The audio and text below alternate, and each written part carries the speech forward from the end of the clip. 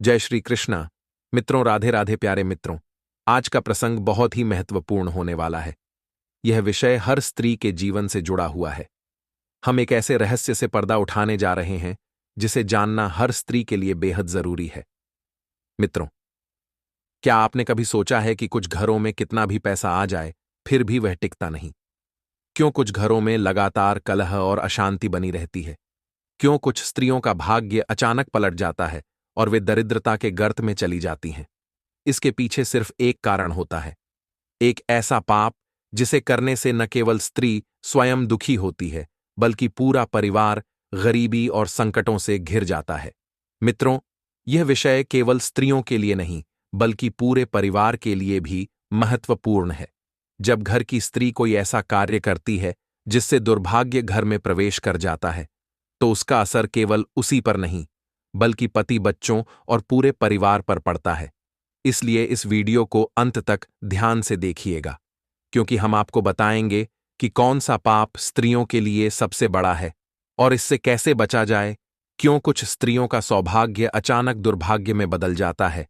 क्यों कुछ घरों में धन नहीं टिकता, चाहे कितनी भी मेहनत कर लो? कौन सा ऐसा काम है जो घर में दरिद्रता को न्योता देता है? इन सभी सवालों के जवाब आपको आज के इस वीडियो में मिलने वाले हैं। लेकिन इससे पहले मित्रों, हम आपको एक ऐसी कथा सुनाने जा रहे हैं जो इस बात को और भी स्पष्ट कर देगी। इस कथा में आपको वह गूढ़ रहस्य मिलेगा जिसे जानकर आप भी चौंक जाएंगे। मित्रों, हमारे शास्त्रों में स्त्रियों के लिए कई कर्तव्य और मर्यादाएं बताई गई हैं, लेकिन जब कोई स्त्री इन मर्यादाओं का उल्लंघन करती है, तो उसका दुष्परिणाम उसे पूरे जीवन भर भुगतना पड़ता है। शास्त्रों के अनुसार स्त्रियों के लिए सबसे बड़ा पाप है अपने पति या परिवार के साथ विश्वासघात करना, पराये पुरुषों की ओर आकर्षित होना, घर की लक्ष्मी धन का अपमान करना और माता पिता का अनादर करना। मित्रों, एक बार की बात है, माता पार्वती भगवान शिव से मिलने कैलाश पर्वत पर जाती है। वहां पहुंचकर उन्होंने भगवान शिव से कहा, प्रभु, मैं आपसे कुछ प्रश्नों के उत्तर जानने आई हूं जो मुझे कई दिनों से विचलित कर रहे हैं। कृपया मेरे इन प्रश्नों का उत्तर दीजिए। यह प्रश्न केवल मेरे मन को ही नहीं, बल्कि संपूर्ण मानव जाति के लिए भी अत्यंत महत्वपूर्ण है। भगवान शिव माता पार्वती की जिज्ञासा को देखकर मुस्कुराए और बोले, हे देवी, निसंकोच अपने प्रश्न पूछो। आखिर कौन से ऐसे प्रश्न हैं जो तुम्हारे मन को इतना विचलित कर रहे हैं और जो संपूर्ण मानव जाति के लिए भी महत्वपूर्ण हैं? भगवान शिव की अनुमति पाकर माता पार्वती ने अपनी जिज्ञासा प्रकट की और विनम्र स्वर में पूछने लगीं, प्रभु, स्त्रियों के लिए सबसे बड़ा पाप कौन सा है? कौन सा ऐसा कार्य है जिसे करने से एक स्त्री अपने ही हाथों से अपना सौभाग्य नष्ट कर लेती है? क्यों कुछ स्त्रियां ऐसे कार्य करती हैं जिनसे उनका ही नहीं, बल्कि पूरे परिवार का दुर्भाग्य बढ़ जाता है?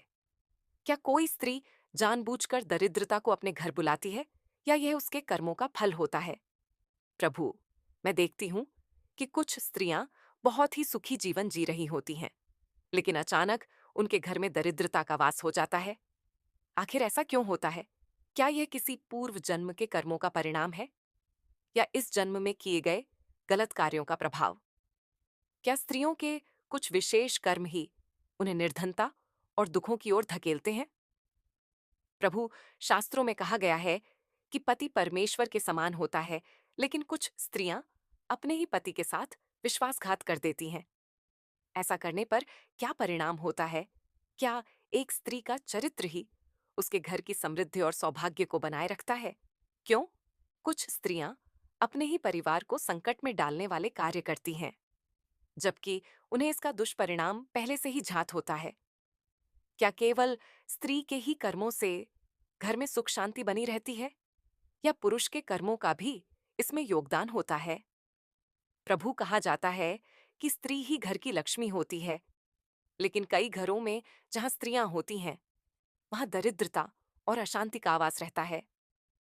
आखिर ऐसा क्यों? क्या कोई स्त्री अपने ही गलत आचरण से लक्ष्मी को अपने घर से बाहर जाने के लिए विवश कर सकती है? कौन से ऐसे कार्य हैं जिन्हें करने से स्त्री घर में बरकत की जगह गरीबी और क्लेश को बुला लेती है? क्या स्त्री के धन के प्रति व्यवहार से भी उसके घर की समृद्धि प्रभावित होती है। प्रभु, जब कोई स्त्री असत्य बोलती है, छल कपट करती है या किसी का अहित चाहती है, तो क्या यह भी उसके जीवन को बर्बाद कर सकता है? क्यों कुछ स्त्रियां स्वार्थ और लोभ में पड़कर ऐसे कर्म करती हैं जो अंततः उनके ही विनाश का कारण बनते हैं? क्या ईर्ष्या और दूसरों का अहित सोचने वाली स्त्री का सौभाग्य भी धीरे धीरे नष्ट हो जाता है? प्रभु, शास्त्रों में कहा गया है कि माता पिता का सम्मान करना चाहिए, लेकिन कुछ स्त्रियां विवाह के बाद अपने माता पिता को भूल जाती हैं या उनका अनादर करती हैं। क्या यह भी एक पाप है? क्या जो स्त्री अपने सास ससुर की सेवा नहीं करती, उनका अपमान करती है, वह भी दरिद्रता को अपने घर बुलाती है? यदि कोई स्त्री अपने पति और परिवार को कष्ट देती है, तो क्या उसका प्रभाव केवल उसी तक सीमित रहता है या उसके बच्चों और आने वाली पीढ़ियों पर भी पड़ता है? प्रभु, कुछ स्त्रियां समाज की मर्यादाओं को तोड़ देती है, अपनी इच्छाओं के अनुसार आचरण करती हैं और अनुचित मार्ग पर चल पड़ती हैं। ऐसी स्त्रियों का क्या भविष्य होता है? क्या स्त्री का पवित्र आचरण ही उसके जीवन की सफलता का मूल मंत्र है? क्या समाज की निंदा से भी स्त्री का सौभाग्य प्रभावित होता है? प्रभु, यदि कोई स्त्री इन पापों से पहले ही ग्रसित हो चुकी हो, तो क्या इसका कोई समाधान है? क्या ऐसे कोई उपाय हैं जिससे स्त्रियां अपने पिछले पापों को मिटा सकें और फिर से अपने घर में सुख शांति और समृद्धि ला सकें? क्या स्त्रियों को इन सब से बचने के लिए कोई विशेष नियमों का पालन करना चाहिए? कृपया, हे प्रभु, हमें इन सभी प्रश्नों का उत्तर दें, ताकि समस्त स्त्रियां और उनका परिवार सुख शांति से जीवन व्यतीत कर सकें। हे प्रभु, स्त्रियों के लिए सबसे बड़ा पाप क्या है? कौन सा ऐसा कार्य है जिससे एक स्त्री अपने ही हाथों से अपना सौभाग्य नष्ट कर लेती है? क्यों कुछ स्त्रियां ऐसे कर्म करती हैं जो न केवल उनके जीवन में दुख लाते हैं, बल्कि पूरे परिवार को भी संकट में डाल देते हैं? हे प्रभु, यदि ऐसा होता है, तो इसके पीछे क्या कारण है? क्या यह पूर्व जन्म के कर्मों का परिणाम होता है या इस जन्म में किए गए कर्मों से घर में सुख शांति नष्ट होती है? हे प्रभु, क्या स्त्री के चरित्र का प्रभाव उसके घर की समृद्धि पर भी पड़ता है? माता पार्वती की बातों को सुनकर शिवजी बोले, हे देवी, तुमने वास्तव में समस्त मानव जाति के लिए बहुत ही महत्वपूर्ण प्रश्न किया है। स्त्री ही घर की लक्ष्मी होती है, लेकिन यदि वह अनुचित कार्य करे, मर्यादाओं का उल्लंघन करे और अपने कर्तव्यों को भुला दे, तो वही घर दरिद्रता और संकट में डूब जाता है। हे देवी, यह सब स्त्री के अपने ही कर्मों का परिणाम होता है। यदि कोई स्त्री असत्य बोले, छल कपट करे, पति से छल करे, माता पिता और सास ससुर का अनादर करे, धन का दुरुपयोग करे, तो वह अपने ही हाथों से अपने सौभाग्य को नष्ट कर देती है। इसका प्रभाव केवल उस स्त्री पर ही नहीं, बल्कि उसके संपूर्ण परिवार पर पड़ता है। एक स्त्री का पवित्र आचरण ही उसके जीवन की सफलता का मूल मंत्र होता है। यदि कोई स्त्री छल कपट, ईर्ष्या, लोभ और अनैतिक कार्यों में लिप्त हो जाए, तो उसका सौभाग्य धीरे धीरे नष्ट हो जाता है। अब मैं तुम्हें इन प्रश्नों का उत्तर तर्क से नहीं दूंगा, बल्कि तुम्हें एक कथा सुनाऊंगा जो इस सत्य को स्पष्ट करेगी। तुम इस कथा को ध्यान से सुनो, नहीं तो तुम्हारे प्रश्न का उत्तर नहीं मिलेगा। प्राचीन समय की बात है। एक नगर में विप्रसेन नामक एक पुरुष अपनी पत्नी सुरमा और 2 बच्चों के साथ सुखपूर्वक जीवन व्यतीत करता था। वह बहुत ही परिश्रमी व्यक्ति था और ईमानदारी से अपने व्यवसाय को बढ़ाने में लगा रहता था। विप्रसेन की पत्नी सुरमा भी पहले बहुत समझदार और घरेलू स्त्री थी। वह अपने पति का आदर करती थी, सास ससुर की सेवा करती थी और अपने बच्चों की देखभाल में कोई कमी नहीं छोड़ती थी। उनका घर खुशहाल था, चारों ओर समृद्ध थी। घर में किसी चीज की कोई कमी नहीं थी। सुख शांति का वातावरण था और पूरा परिवार आनंदपूर्वक जीवन व्यतीत कर रहा था। समय बीतता गया। धीरे धीरे सुरमा की संगति बदलने लगी। उसने उन स्त्रियों से मित्रता कर ली जो धनवान थीं, लेकिन अहंकारी, लोभी और दिखावे की दुनिया में जीने वाली थीं। वे स्त्रियां अक्सर अपने महंगे वस्त्र, आभूषण और धन संपत्ति का प्रदर्शन करतीं और सुरमा को उकसातीं कि वह भी अपने जीवन में बदलाव लाए। धीरे धीरे सुरमा भी उन्हीं के रंग में रंगने लगी। पहले जो स्त्री गृहस्थी के कार्यों में निपुण थी, अब वह आलसी हो गई। पहले वह सास ससुर की सेवा करती थी, अब उन्हें बोझ समझने लगी। वह पति के सम्मान की परवाह किए बिना अपने मनमाने कार्य करने लगी। एक दिन सुरमा ने अपने पति से कहा, विप्रसेन, हमें भी बड़े बड़े महल जैसे घर में रहना चाहिए, हमें भी महंगे वस्त्र पहनने चाहिए और खूब धन लुटाना चाहिए। विप्रसेन ने समझाया, प्रिय, हमारे पास जो है उसी में संतुष्ट रहना चाहिए, दिखावे की दुनिया में जीने से कुछ हासिल नहीं होगा। लेकिन सुरमा नहीं मानी।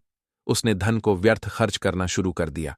वह अक्सर बाहर रहने लगी, बुरी संगति में पड़ गई और असत्य, छल कपट और धोखाधड़ी को अपना स्वभाव बना लिया। धीरे धीरे विप्रसेन का व्यवसाय ठप पड़ने लगा। पहले जो व्यापार खूब फल फूल रहा था, अब उसमें घाटा होने लगा। घर में धन की कमी होने लगी, नौकर चाकर चले गए और संपत्ति धीरे धीरे समाप्त होने लगी। घर की समृद्धि धीरे धीरे दरिद्रता में बदलने लगी। पहले जो घर हंसी खुशी से गूंजता था, अब वहां कलह और अशांति का वास होने लगा। सुरमा के इन कृत्यों का असर केवल विप्रसेन और उसके व्यापार पर ही नहीं पड़ा, बल्कि उनके बच्चों और माता पिता पर भी पड़ा। बच्चों का पालन पोषण प्रभावित होने लगा। पहले जो बच्चे अच्छे संस्कारों में पल रहे थे, अब वे भी माता के गलत आचरण को देखकर बिगड़ने लगे। सास ससुर अत्यधिक दुखी रहने लगे। उन्होंने कई बार सुरमा को समझाने की कोशिश की, लेकिन उसने किसी की एक न सुनी। अब विप्रसेन अत्यंत दुखी रहने लगा। वह सोचने लगा कि ऐसा क्यों हो रहा है, कौन सा ऐसा पाप हुआ है जिससे उसके घर में दरिद्रता का वास हो गया। एक दिन उसके एक मित्र ने उसे सलाह दी, विप्रसेन, जब संसार में कोई मार्ग न दिखे, जब चारों ओर अंधकार ही अंधकार हो, तो हमें किसी संत के पास जाकर मार्गदर्शन लेना चाहिए। संत ही हमें सही दिशा दिखा सकते हैं। यह सुनकर विप्रसेन को लगा कि यही सही उपाय है। उसने निश्चय किया कि वह अब किसी सिद्ध संत के पास जाकर इसका समाधान पूछेगा। वह संत के पास गया और दुखी स्वर में कहा, गुरुदेव, मैं अत्यंत दुखी और व्याकुल होकर आपके पास आया हूं। मेरा जीवन पहले सुखमय था, मेरा व्यापार अच्छा चल रहा था, घर में समृद्धि थी, माता पिता प्रसन्न थे, पत्नी समझदार थी, बच्चे अच्छे संस्कारों में पल रहे थे। लेकिन अब सब कुछ बदल गया है। गुरुदेव, मेरा नाम विप्रसेन है। मैं एक साधारण व्यापारी हूं। वर्षों की मेहनत से मैंने अपना व्यवसाय स्थापित किया था। मेरे पास पर्याप्त धन संपत्ति थी, जिससे मेरा परिवार आराम से जीवन व्यतीत कर रहा था। मेरे माता पिता वृद्ध हैं, लेकिन पहले वे सुखी थे, क्योंकि घर में शांति और प्रेम का वास था। मेरी पत्नी सुरमा भी पहले आदर्श गृहिणी थी। वह सास ससुर की सेवा करती थी, बच्चों का ध्यान रखती थी और गृहस्थी के सभी कार्यों को निपुणता से संभालती थी। घर में सुख शांति थी और कोई कमी नहीं थी। लेकिन समय के साथ चीजें बदल गईं। मेरी पत्नी का स्वभाव धीरे धीरे बदलने लगा। उसने उन स्त्रियों की संगति अपना ली जो धनवान थीं, लेकिन उनका आचरण अहंकारी और लोभ से भरा था।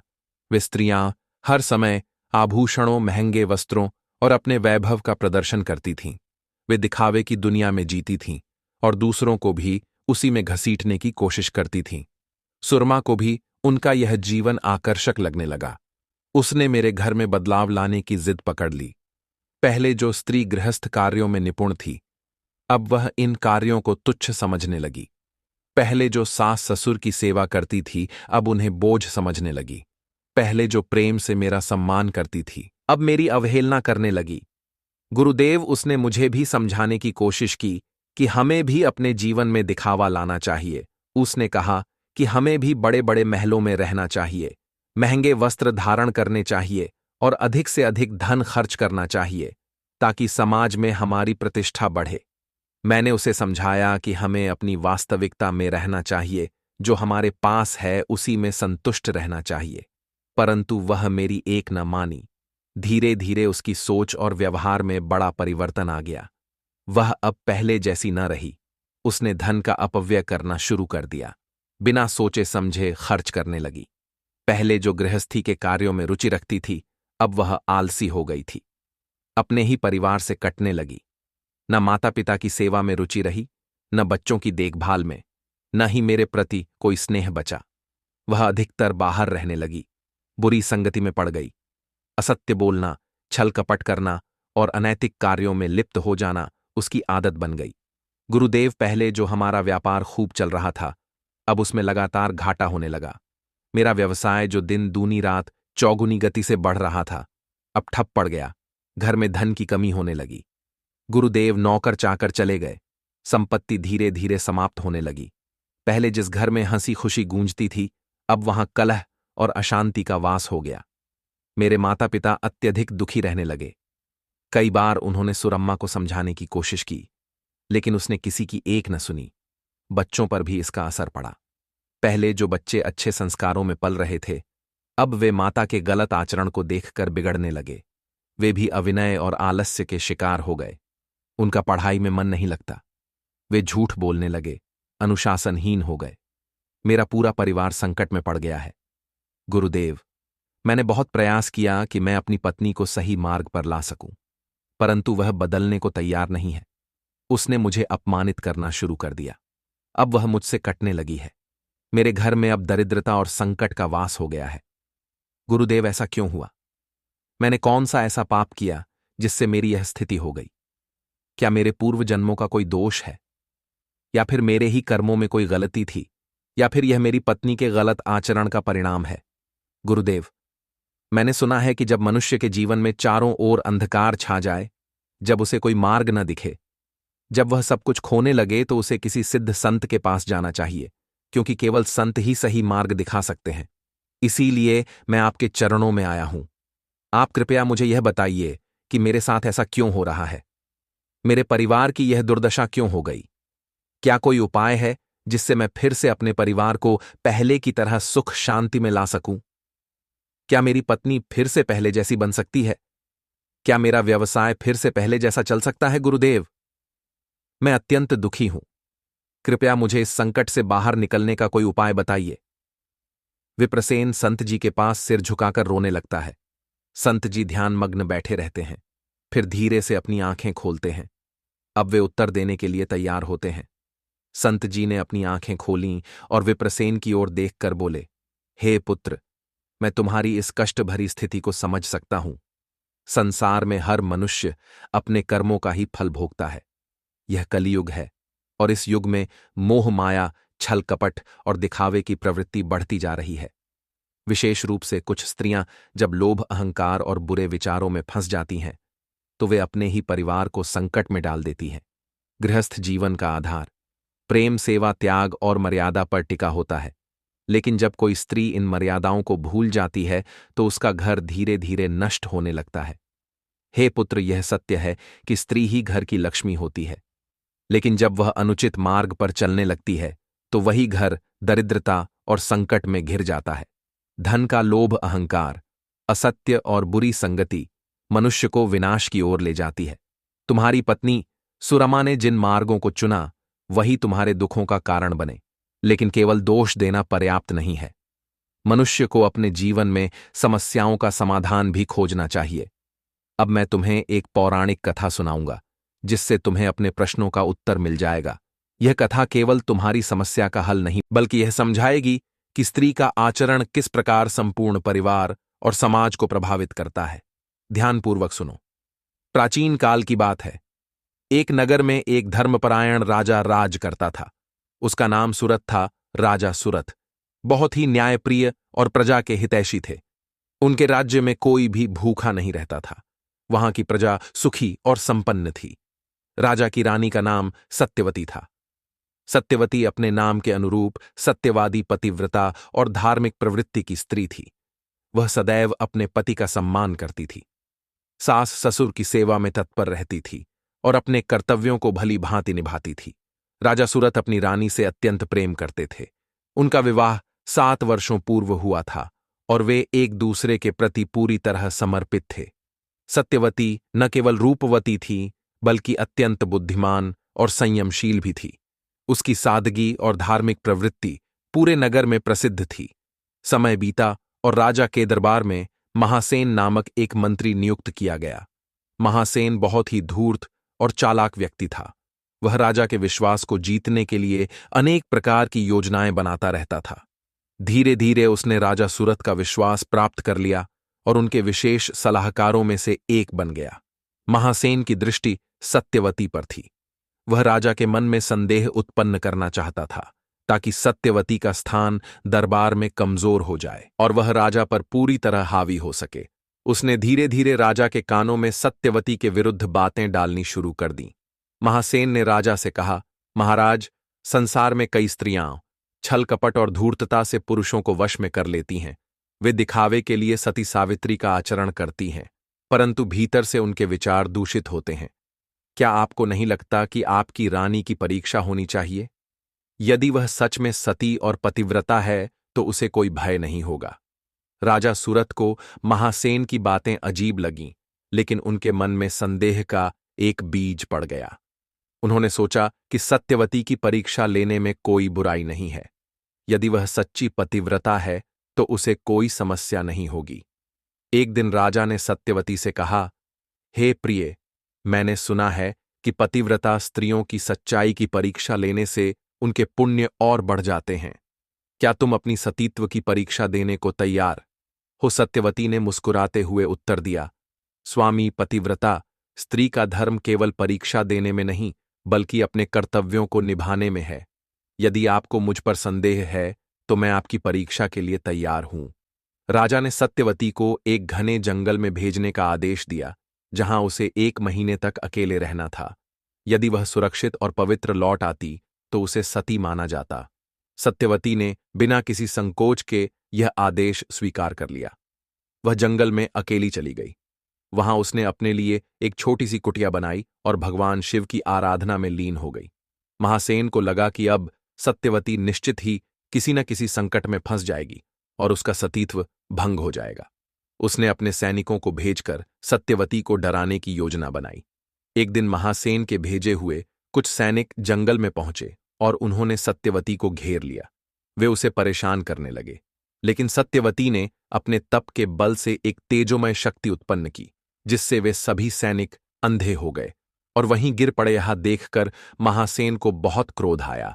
वह स्वयं जंगल में गया और सत्यवती को प्रलोभन देने लगा। उसने कहा, राजा ने तुम्हें छोड़ दिया है, अब तुम मेरे साथ चलो। मैं तुम्हें महलों में रखूंगा, तुम्हें ऐश्वर्य दूंगा, तुम्हें किसी चीज की कमी नहीं होगी। सत्यवती ने क्रोधित होकर उत्तर दिया, धूर्त एक पतिव्रता स्त्री के लिए उसके पति के अलावा कोई अन्य पुरुष कभी नहीं हो सकता। तुम्हारी बातें सुनकर मुझे घृणा होती है।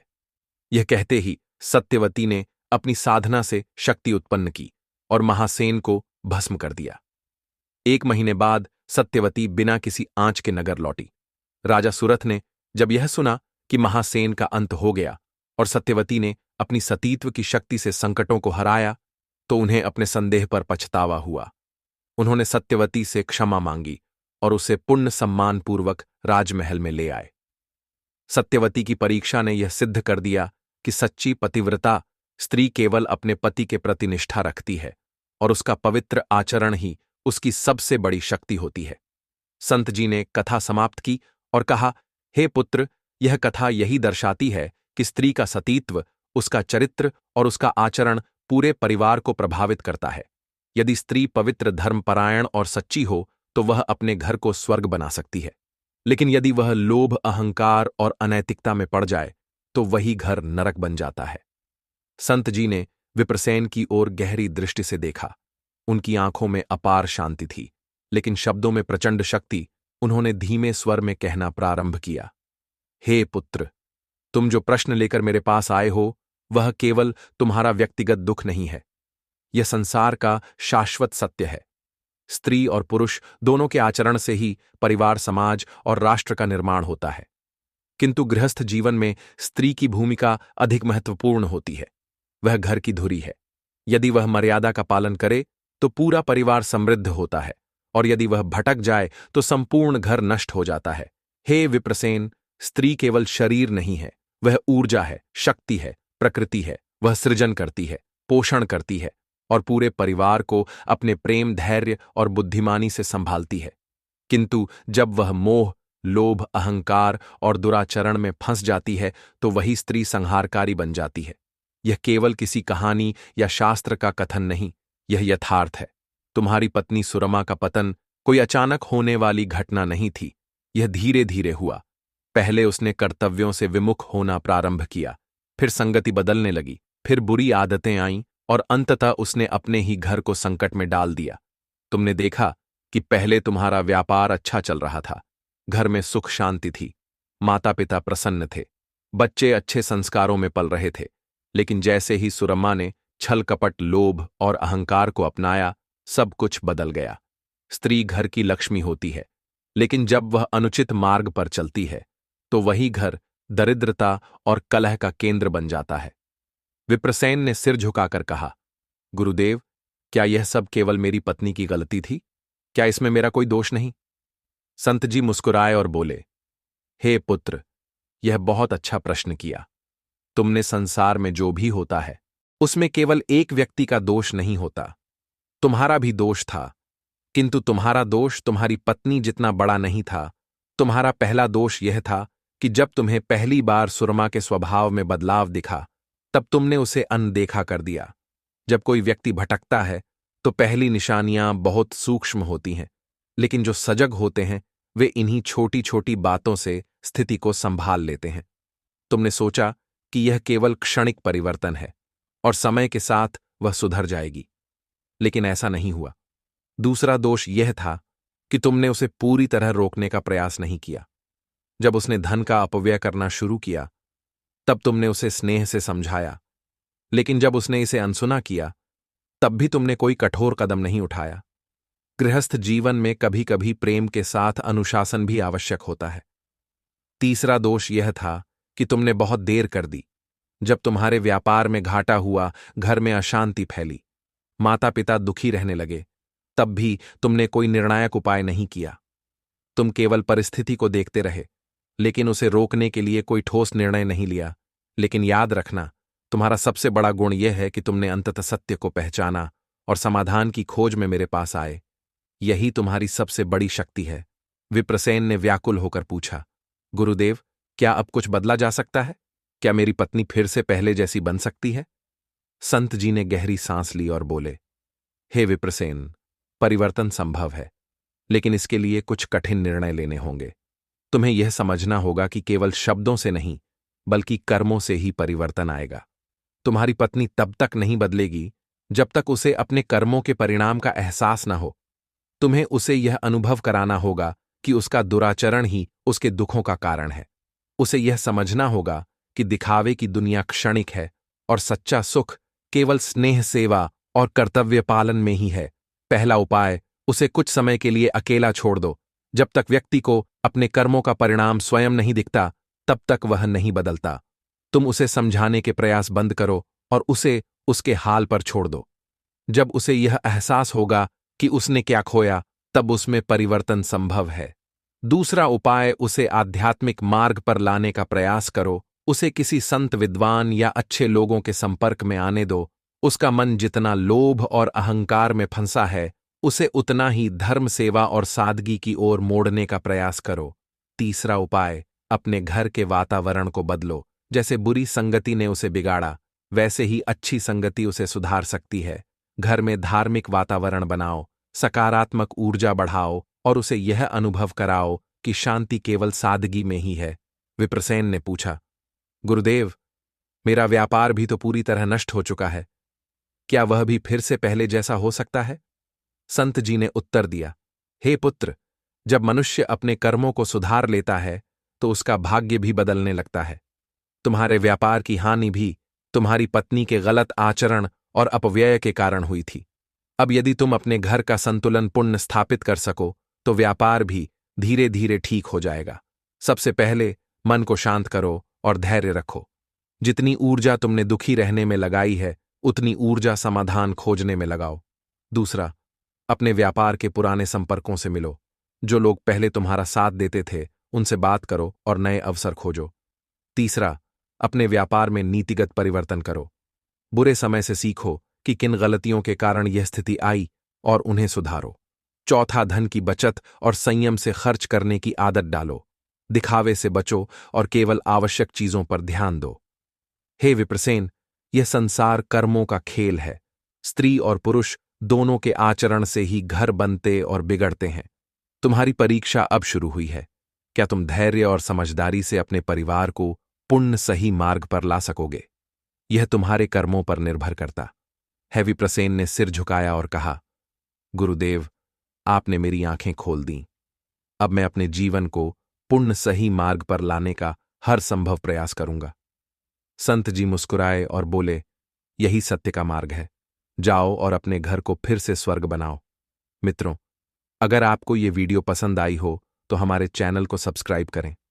अगर आपने अब तक वीडियो को लाइक नहीं किया तो अभी लाइक करें और कमेंट बॉक्स में जय माता लक्ष्मी लिखना ना भूलें। धन्यवाद।